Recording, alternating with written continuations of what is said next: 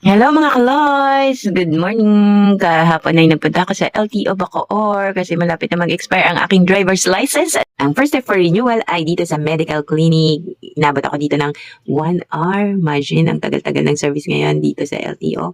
At pagkatapos ay pupunta ka sa isang window, ipapasa ang papers at magbabayad dito sa cashier. Inabot din ako ng ilang minuto, 30 minutes siguro sa pagbabayad. At dito, ang pinakamatagal sa licensing at biometrics. Sobra, grabe.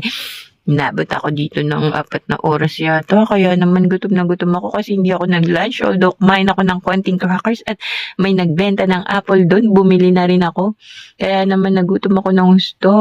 At napakain dumaan sa mall. At ayun nga, nalobat din. Nag-charge lang sandali at napadaan dito para mag-video-video sa mga toys, exhibit and collection dito sa SM Bacoor. Ayun lang guys. Bye for